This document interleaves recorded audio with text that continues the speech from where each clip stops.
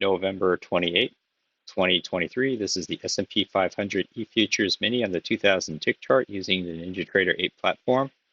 There's only one piece of economic data that came out today. It was around 7 a.m. Pacific Standard, which is about right here. And it didn't really look like it moved the market all that much. It was the consumer confidence. This is how I saw the charts today. It was kind of a slower day, but not as slow as yesterday. Looked like things were going to stay within this big gray range, which is the pre-market high and pre-market low, but then it overshot it.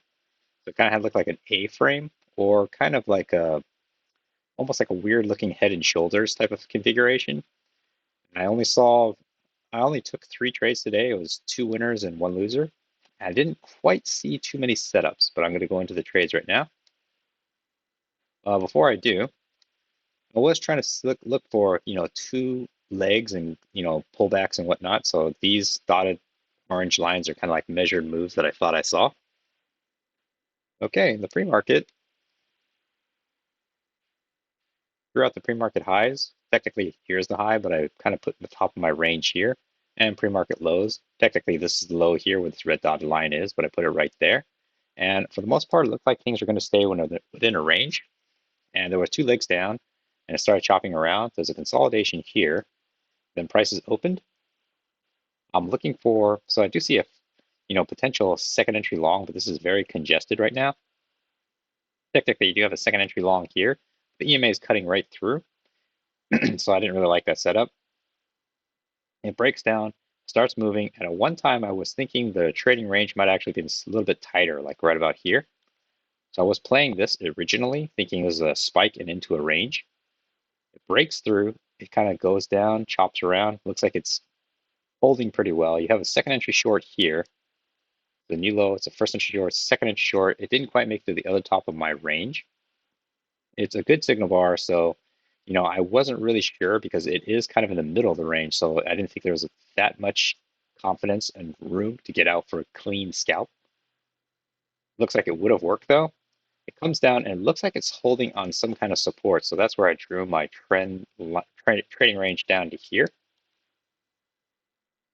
Looks like prices are holding. It kind of moves up. I do have a new low here. First entry short, second entry short. It's a terrible signal bar. It doesn't tell me or give me any, I guess, inkling to try to go short there. Pops around. You do have a new high here. First entry long, second entry long, but then you have a third entry long. There's nothing I really like here. It's just a little noisy. It kind of moves up. It breaks out. And at one time, I wasn't sure if this is the top of the range. So I drew this secondary resistance here, thinking this could potentially be the top of the range.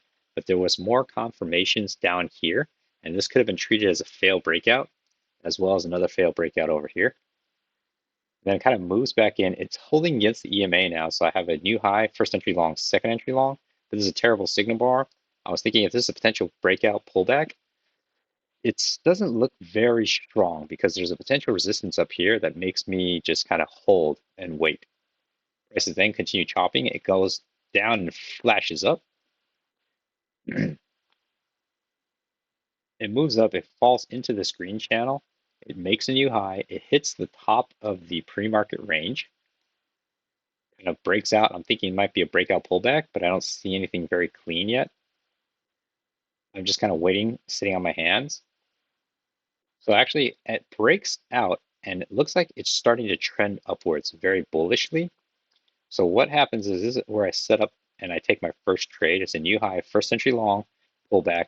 I see this. Now, this could be argued that it's bouncing off the top of this range, and it didn't touch the EMA, but I thought it was close enough, and it was a very good signal bar. So I saw 2 legs down, and at one time I was playing with the idea that maybe there's some kind of channel this way or this way. It didn't really fit too clean, but I was basing it off of the bounce off of this outside the pre-market high, as well as touching the EMA was good enough, and it was two legs back. So I was thinking it was going to be one big leg up, pull back, and this could be starting the second leg. So I actually entered 1 tick up.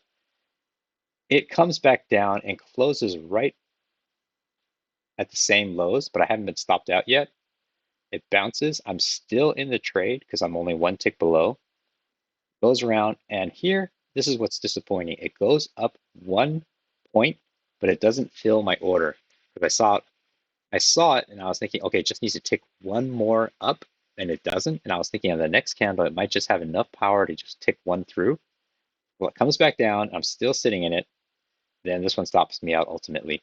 So this one, depending on where my order entry was, I was, probably far back in the queue. A lot of other traders got filled, but I didn't. So unfortunately, it didn't tick through to get me filled. So that was my first trade and first loss. In hindsight, but that's always in hindsight, I saw this one leg down pull back and then a potential second leg down. Then prices continue moving up. It looked a little bit cleaner as two legs down, but this one, I would think it was an okay setup. I mean, the thing that I was thinking is this is a smaller green down channel coming down. I didn't see it in real time, but later when I drew this in, I was thinking the risk was I might be running into the top of this green down channel. So that's one thing that could have given me pause. But in all honesty, I think this is a trade I might have taken again if I saw the similar setup. So then continue moving and chopping. It stays outside of this pre-market high. So now I'm thinking, okay, this pre-market high might not be valid anymore. It's still valid, but it might not be respected anymore. And prices are probably going to start continuing to move up. I saw this as a new low. I saw first entry short, pull back, second entry short. Now I actually took this next trade and the original candle actually closed right at the high. So this little body should have been crushed all the way to the top. Now I saw this as a good signal bar. It closed right at the high, which is also at the same point as at the open, and it closed the very last moment. So it was chopping around, and right before it closed, it flashes. So there's a lot of momentum pushing all the way up. And so when I saw it close, I immediately dropped my order, and I was lucky to get a fill right at the high. No slippage. I was very lucky. It came back just one tick and then continued upwards. Now, I want to mention that I don't know if I saw this candle in real time would I have thought that, but before I did the historical data reload, this candle was actually very, very, very tiny body. And so that gave me more confidence. So that was my second trade of the day, and it won. Price then continue moving up. I saw this as a potential channel, but then it didn't fit quite well. So I thought there might be another channel here. And there was like a measured leg here. One push up, second push up. It looked like it kind of obeyed it a little bit, but then it gets really congested here. Prices then continue moving down. You technically have a new high here. First entry long, second entry long. There's a pretty bad signal bar. Nothing to tell me to go long other than it's above the EMA, but it's also running into the potential top of the measured move. Then prices start going down. I drew this. Actually, I had a little more shallow originally because I actually started from here. And it actually kind of connected this way. And then it flashed down. You have a new low here, first entry short, second entry short. I wanted to take this trade. Unfortunately, the thing that was giving me hesitation was it's a good signal bar. I wanted it to actually touch this EMA. Not only had I touched the EMA, I wanted it to break above this candle because right now it's the inside bar. So this is an almost setup. It's a first entry short, second entry short. What have made it perfect is if it came up to the EMA. Even better is it came up and touched this top of the resistance of this green down channel and then came down and closed like this, then I would have said, okay, this is definitely a trade I want to take because it wouldn't have been an inside bar. Turns out it would have worked out pretty well. You also get a higher low right here, but it's coming against this pre-market high. So it gave me a little bit of pause. Prices then continue moving down. Chops. Here I readjusted my original trading channel because I originally had something like this.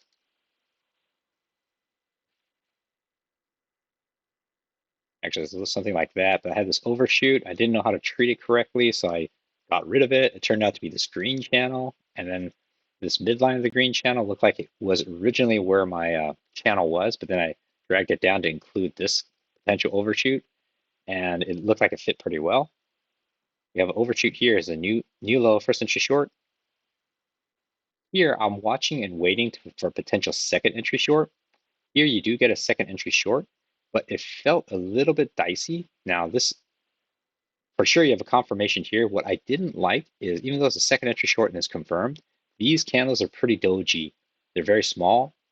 I think you could consider taking a trade, but it was, for my for me, it felt a little bit too risky just because the candles are too tight. But you do have a couple key entry points working with you. You have this downtrend and you also have the EMA. So it worked out, but I did see this lower high and it's an engulfing bar. So this is definitely a possible trade I think was worth taking because you have enough room to the bottom, enough for a 1 point scalp, and you have one tick up and then it traps everybody and it flashes down. So this is probably a trade that would have been worthwhile to take. And you could argue that it's close enough to touching this green down channel that it could be considered rejection. Then prices continue moving. I saw this potentially as a support. Then I saw this as a potential resistance. So I'm thinking I'm in a range at this point. I saw this higher low because your new low here, first entry short, second entry short right here. And technically you have a higher low, but similar to this setup here, which I was thinking maybe to go short. This setup here to go long, it feels very congested. And I am at the top of this potential trading range, this blue one. So I decided to leave it alone because it's just two side by side. It felt like it could go either way. Looks like it would have been good enough for a quick scalp. Then prices continue down, chops around. It falls into what I think is this purple range. Kind of chops around. It breaks through. Now I'm thinking it's going to touch the bottom because I'm thinking it's still within this big blue range and there's this overlapping smaller one and an overlapping purple one. But nevertheless, I thought this was a breakout and it's probably going to come back down to touch this. So that's what I was waiting for, to potentially go for a long. So you have a new high here, first entry long. Now you have a second entry long that's confirmed, but now the trade is too late to try to chase. Flashes up, bounces around. This is where I saw a new low here, first entry short, creates a second entry short. So I actually took a third trade. Now what I liked is a break of this yellow up channel. It's a first break and it wants to test a new high. And I also saw this as the original blue channel. So it looks like it never made, it didn't have enough momentum and power to push down to the bottom. So it's kind of making these higher lows. So I think this could potentially be a breakout pullback. Also on this purple overlapping range, there's an overshoot. Well, depending on how you drew it, you can consider this part of the overshoot, or you can consider it, excuse me, consider the range hasn't even started till you get about here. So you have an overshoot here, and it might make a corresponding overshoot on this side.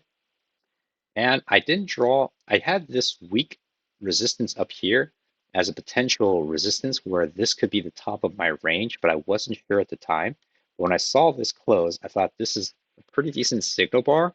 It is getting near the highs.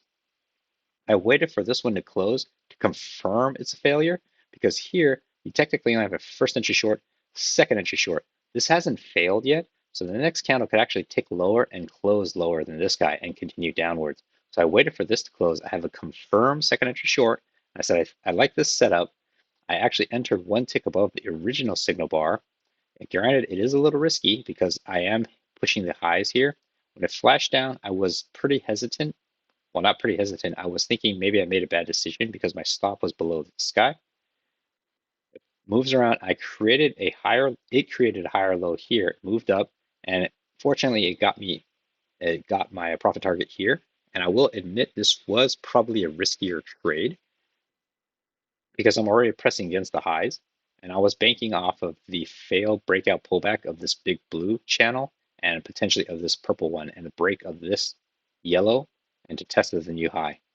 So all those considering, it's a little convoluted, and I think in hindsight it was a riskier trade, probably something that could have been passed on.